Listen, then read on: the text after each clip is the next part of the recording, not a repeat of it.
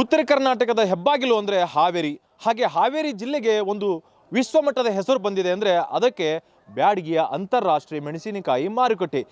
ಇದೀಗ ಈ ಒಂದು ಮೆಣಸಿನಕಾಯಿ ಮಾರುಕಟ್ಟೆ ತುಂಬ ಐತಿಹಾಸಿಕ ಒಂದು ಹೆಸರಿಗೆ ಈಗಾಗಲೇ ಸುದ್ದಿ ಆಗಿರುವಂಥದ್ದು. ಅದು ಏನು ಎತ್ತ ಅನ್ನೋದನ್ನು ನಾನು ಹೇಳ್ತಾ ಹೋಗ್ತೀನಿ. ಸದ್ಯ ನಾನು ಬ್ಯಾಡಗಿಯಲ್ಲಿರುವಂತಹ ಒಂದು ಮೆಣಸಿನಕಾಯಿ ಮಾರ್ಕೆಟಲ್ಲಿ ಇರುವಂಥದ್ದು. ನನ್ನ ಎಡಭಾಗದಲ್ಲಿ ಕೂಡ ನೀವು ನೋಡಿದರೆ ಗೊತ್ತಾಗುತ್ತೆ, ಇಲ್ಲೇನು ರೈತರು ಏನಿದ್ದಾರೆ ಇವರೆಲ್ಲರೂ ಕೂಡ ಇಂದು ಮಾರ್ಕೆಟ್ಗೆ ಅಂದರೆ ಅವರು ಬೆಳೆದಿರುವಂತಹ ಮೆಣಸಿನಕಾಯಿಯನ್ನು ವ್ಯಾಪಾರ ಮಾಡೋದಕ್ಕೆ ಅಂದರೆ ಮಾರಲಿಕ್ಕೆ ಈಗಾಗಲೇ ಬಂದಿರುವಂಥದ್ದು.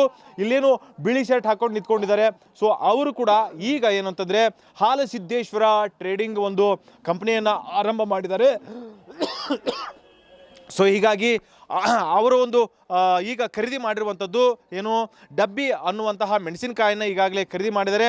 ಇದರ ಬೆಲೆ ಅಂದರೆ ಈಗ ವೀಕ್ಷಕರು ನಾನು ಇಲ್ಲೇನು ತೋರಿಸ್ತಾ ಹೋಗ್ತಿದ್ದೀನಿ, ಇಲ್ಲೇನು ರೈತರೇನಿದ್ದಾರೆ ಇವರು ಈಗ ಗದಗ ಡಿಸ್ಟಿಕ್ ರೋಣ ತಾಲೂಕಿನ ಸವಡಿ ಗ್ರಾಮದ ನಿವಾಸಿಯವರು ರೈತ. ಸೊ ಹೀಗಾಗಿ ಈಗ ಅವರು ಖುಷಿಯಲ್ಲಿ ಇರುವಂಥದ್ದು. ಸೊ ಇವರು ಇಲ್ಲೇನಿದ್ದಾರೆ, ಇವರು ಈಗ ಖರೀದಿ ಮಾಡಿರುವಂತಹ ವರ್ತಕರು, ಇವ್ರ ಹೆಸರು ಮಂಜುನಾಥ್ ಅಂತ.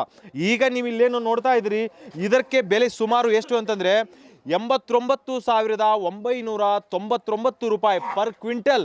ಸೊ ಹೀಗಾಗಿ ಇದೊಂದು ಬ್ಯಾಡಗಿ ಮೆಣಸಿನಕಾಯಿ ಮಾರುಕಟ್ಟೆ ಯಾವಾಗ ಆರಂಭ ಆಯಿತು ಇಲ್ಲಿವರೆಗೂ ಕೂಡ ಯಾವತ್ತೂ ಕೂಡ ಇಷ್ಟು ರೇಟು ಪರ್ ಕ್ವಿಂಟಲ್ಗೆ ಖರೀದಿ ಆಗಿಲ್ಲ. ಹಾಗಾದರೆ ಈಗ ಈ ಒಂದು ರೇಟನ್ನು ಪಡೆದಿರುವಂತಹ ರೈತ ಎಷ್ಟು ಖುಷಿಯಾಗಿದ್ದಾನೆ, ಹಾಗೆ ಈ ಒಂದು ಖರೀದಿಯನ್ನು ಮಾಡಿರ್ತಕ್ಕಂಥ ವರ್ತಕ ಯಾಕೆ ಇಷ್ಟೊಂದು ಬೆಲೆ ಕೊಟ್ಟು ಖರೀದಿ ಮಾಡಿದ್ದಾರೆ ಅನ್ನುವಂಥ ಒಂದು ಕ್ಯೂರಿಯಾಸಿಟಿಯನ್ನು ಪ್ರಶ್ನೆಗಳನ್ನು ನಾನು ಕೇಳ್ತಾ ಹೋಗ್ತೀನಿ.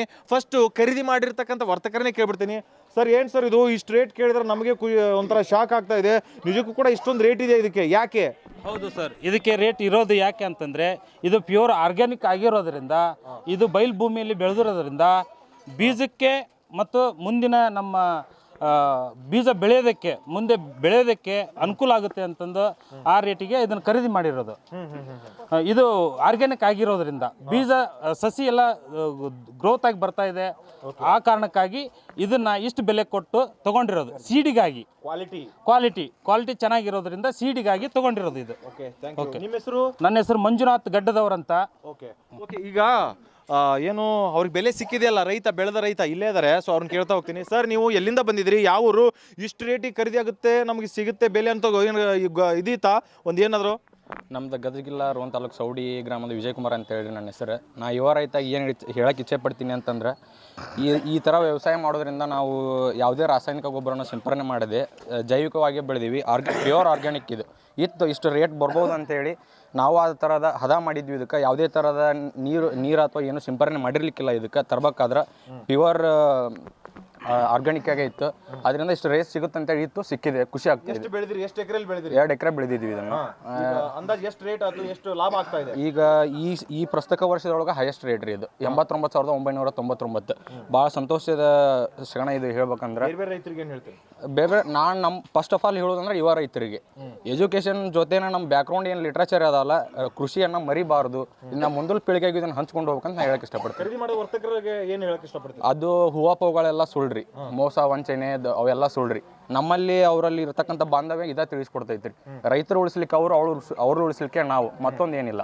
Okay, thank you. ಸೊ ಇದಿಷ್ಟು ವರ್ತಕರು ಮತ್ತು ರೈತರ ನಡುವಿನ ಮಾತು.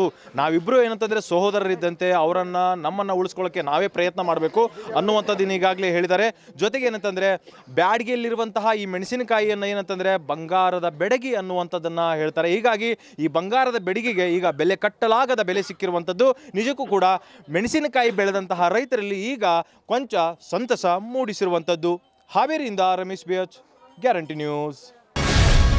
ಗ್ಯಾರಂಟಿ ನ್ಯೂಸ್, ಸುದ್ದಿ ಖಚಿತ, ನ್ಯಾಯ ನಿಶ್ಚಿತ.